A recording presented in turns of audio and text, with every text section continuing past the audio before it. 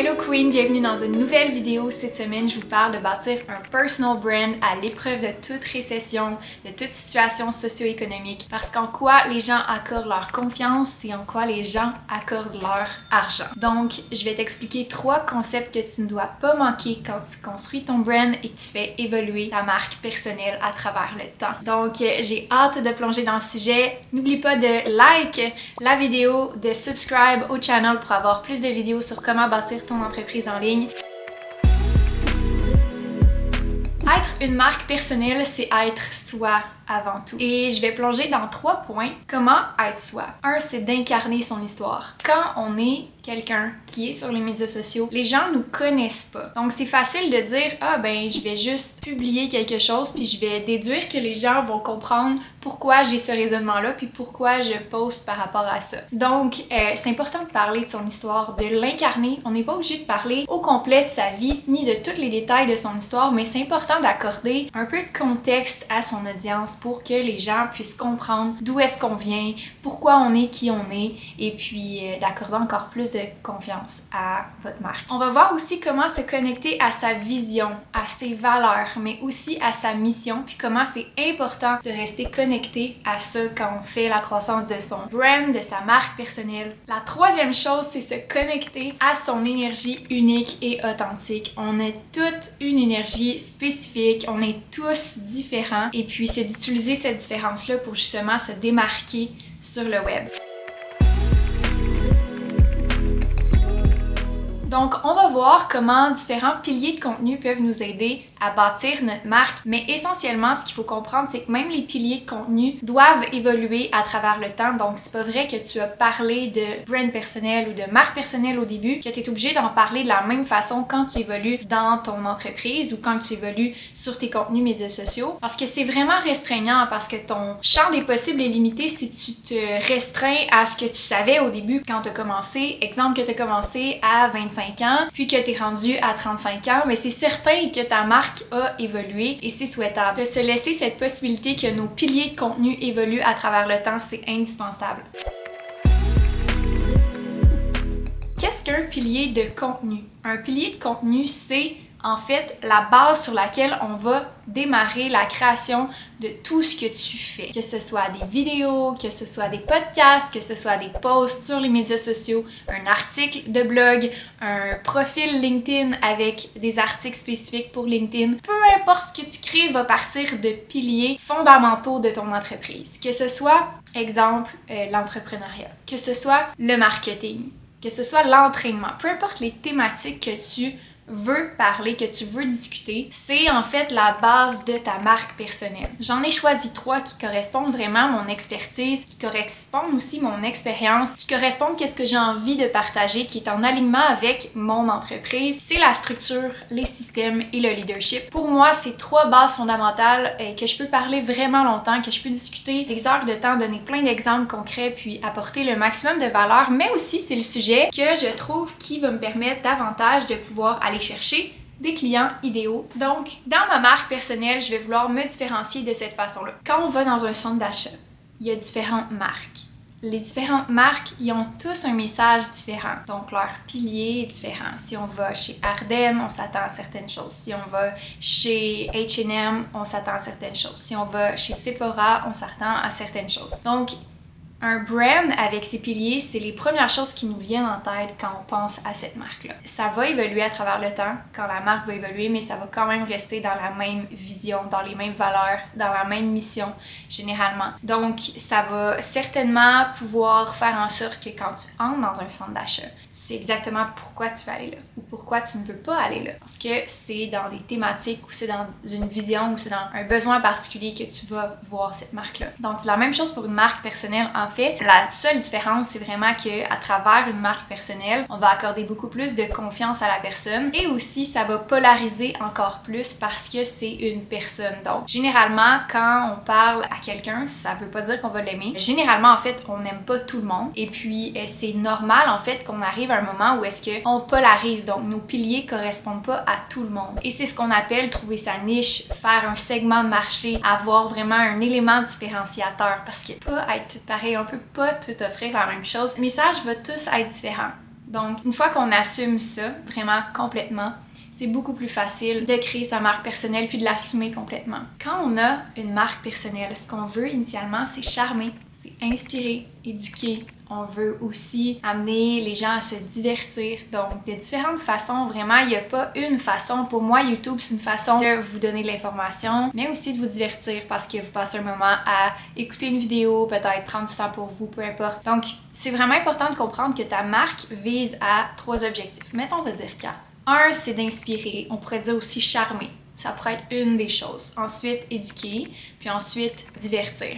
Et ce qui traverse en fait le temps, c'est l'intégrité de la personne. Parce que si, exemple, il arrive un événement puis la personne reste fidèle à ses valeurs, reste fidèle à sa vision, reste fidèle à ses convictions et change pas continuellement de direction, ça va pouvoir faire en sorte que les gens vont témoigner leur confiance envers cette marque-là. Exemple que vous connaissez un moins bon mois ou exemple que votre marque a un coup de presse ou fait une mauvaise publication qui suscite beaucoup de commentaires négatifs. Ça peut arriver des erreurs, ça peut arriver des situations comme ça, mais ce qui va faire que les gens vont accorder encore plus de confiance, c'est vraiment l'intégrité à travers le temps. Donc, c'est quelque chose qui se bâtit sur le temps, une marque personnelle, et qui se solidifie sur le temps. Donc, qui va être encore plus forte à travers les épreuves, à travers les situations socio-économiques, à travers les mois plus difficiles de votre vie. Même, je dirais, vous pourriez partager des choses qui ont été plus difficiles pour vous à un moment donné quand on parlait d'incarner son histoire.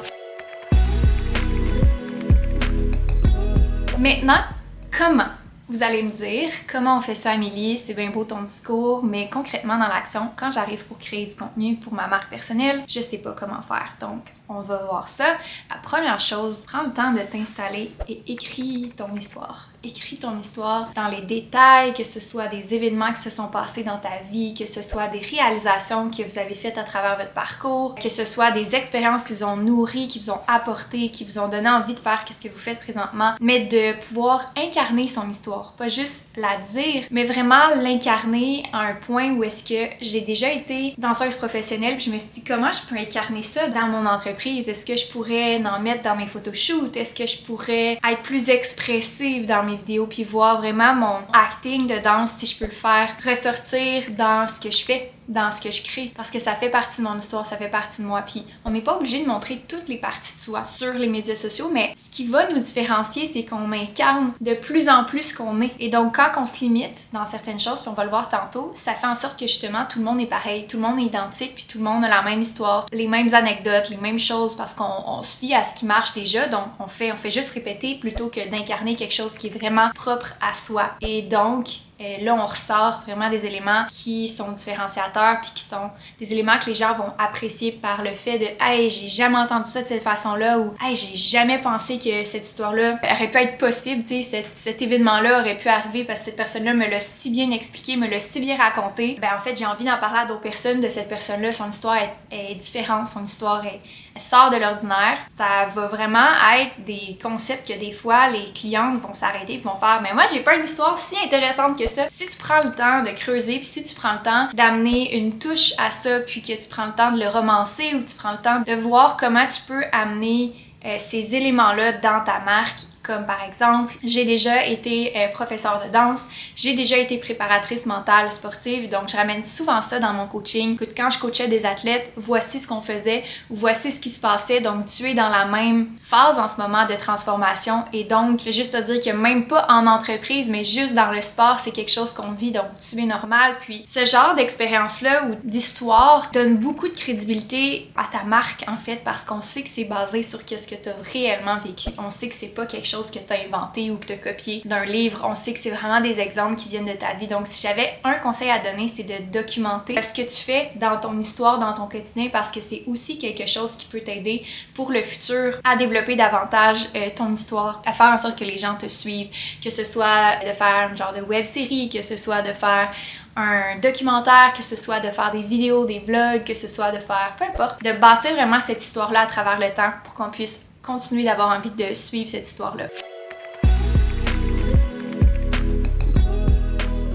Nourrir et entretenir des relations parce que c'est une partie importante de bâtir sa marque personnelle. C'est est-ce que tu connais cette personne-là? Est-ce que tu connais cette personne-là? Comment tu peux créer des collaborations? Comment tu peux créer des contacts? Parce que d'une industrie à l'autre, on peut s'entraider, mais aussi dans la même industrie, il y a certainement des gens avec qui tu peux t'associer, qui peuvent t'aider à bâtir ta visibilité, ta notoriété, qui peuvent t'aider aussi à bâtir ta clientèle éventuellement. Donc, je parle beaucoup pour les gens en ce moment qui ont une entreprise parce que j'imagine que vous êtes ici pour bâtir votre entreprise. Donc, ce qui est essentiel pour moi que vous compreniez, c'est de bâtir des relations, fait partie de ce que vous devez faire dans la croissance de votre business.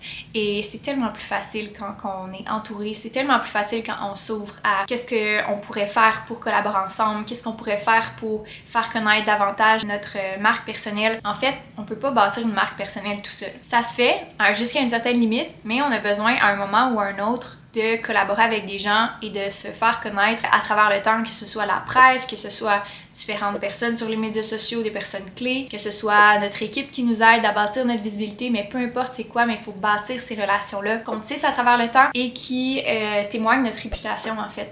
Donc, qu'elle soit bonne ou mauvaise, c'est vous qui décidez. Moi, je vous conseille que votre réputation soit bonne. Donc, je conseille de solidifier les valeurs que vous voulez partager avec les gens autour de vous et travailler dans chacune des relations que vous pouvez travailler pour non seulement les construire, mais les maintenir puis les nourrir à travers le temps. Votre marque va nettement en bénéficier. Développer ton expertise. Ton expertise, ça peut être plein de choses, mais ça peut être, entre autres, ton expertise que tu vends à travers tes contenus d'information, tes services de consultation, tes services généraux dans ton entreprise. Ça peut être une expertise au niveau de ta capacité à faire ton marketing, ta capacité à faire tes ventes, mais développer ton expertise comme marque personnelle va t'aider à te démarquer de aussi d'autres marques personnelles. En étant une personne de référence, les gens vont pouvoir plus facilement te suggérer, te recommander, te pointer du doigt pour dire « Hey, cette personne-là, c'est exactement ce qu'elle fait, donc c'est la bonne expertise » ou « Je sais que cette personne-là a vraiment des outils par rapport à ça » ou « Je sais qu'elle a bien réussi là-dedans ». Donc, développer ton expertise va vraiment aider aussi à faire connaître ta marque personnelle davantage. La quatrième stratégie, c'est d'utiliser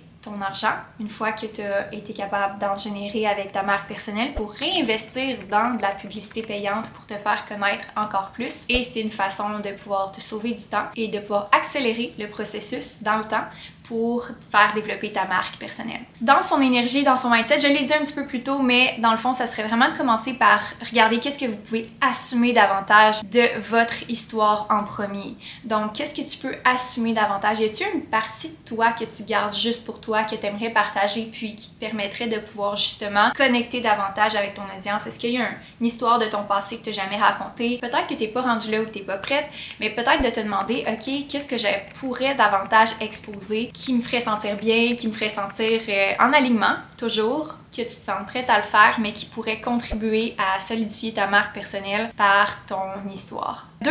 Te reconnecter à ta vision souvent. Au niveau de mon énergie, moi, quand je me reconnecte à ma vision, qu'est-ce que ça veut dire? Ça veut dire, j'avais cette vision-là initialement d'avoir une équipe, maintenant c'est réalisé. C'est quoi la prochaine vision? Donc, une fois qu'on a ce développement-là de la marque personnelle à travers le temps, de quoi elle a l'air maintenant? Ben, peut-être qu'on l'a déjà réalisé, cette vision-là, donc d'être à l'affût de est-ce qu'on est sur le point de réaliser cette vision-là? Est-ce qu'on est dans le bon chemin? Est-ce qu'on peut avoir peut-être une nouvelle vision plus extensive? Est-ce qu'il y a une vision plus à jour de ton brand, de ta marque personnelle que tu oses peut-être pas assumer complètement? Quand j'ai décidé de prendre la décision de séparer Amélie Riendo de MQ Consultation, pour moi, ça a été un gros morceau au niveau de ma marque personnelle parce que j'ai distancé mon entreprise de ma marque personnelle. Et pour moi, c'est important de le faire pour que ma marque personnelle puisse continuer d'évoluer et ma marque d'entreprise puisse continuer d'évoluer aussi dans une autre direction. Je pense que c'est de s'assumer davantage parce qu'on sait des fois c'est quoi la nouvelle version, mais on n'ose pas aller dans cette direction-là. Donc, qu'est-ce qui serait une version plus à jour de ta marque personnelle? Y a-t-il un sujet que tu voudrais intégrer différemment, une façon de faire qui serait différente? Je pense que c'est de se donner cette permission-là davantage. 3. Ma préférée, se faire des pratiques pour incarner davantage l'énergie qu'on veut dégager parce que l'énergie qu'on a à l'intérieur de soi ou ce qu'on ressent qui est vrai pour soi, on n'a pas toujours de la facilité à le communiquer. Donc si, exemple, tu veux parler d'un sujet qui te passionne plus facilement, que tu veux le faire comme tu le ressens à l'intérieur de toi mais tu n'es pas capable de l'exprimer de la meilleure façon possible, comment tu pourrais te pratiquer? Je crois beaucoup à la répétition, je crois beaucoup aussi à la pratique, je crois beaucoup à l'intentionnalité derrière ces actions. Donc, une action qui est intentionnelle va être beaucoup plus puissante qu'une action qui ne l'est pas. Donc, si je filme cette vidéo-là sans intention derrière mon énergie, derrière ce que je vous livre comme message, ça va avoir moins d'impact que si je prends le temps de me poser et je me demande qu'est-ce que je veux que les gens ressentent dans cette vidéo. De moi, qu'est-ce que je veux qu'ils retiennent du message, et etc. Donc, comment tu pourrais développer des pratiques personnelles pour être plus connecté à ton énergie personnelle, à ce que tu as envie de dégager pour être capable de livrer le message que tu as envie de livrer à travers le temps dans ta marque. Et pour moi, ça peut être de faire des vidéos, exemple, où est-ce que je suis plus détendue juste avant YouTube avec de la musique, où est-ce que je danse, où est-ce que je prends mon temps, puis je prends vraiment le temps de ressentir qu'est-ce que j'ai envie de passer comme message, parce que je vais vous dire quelque chose, l'énergie ne ment pas.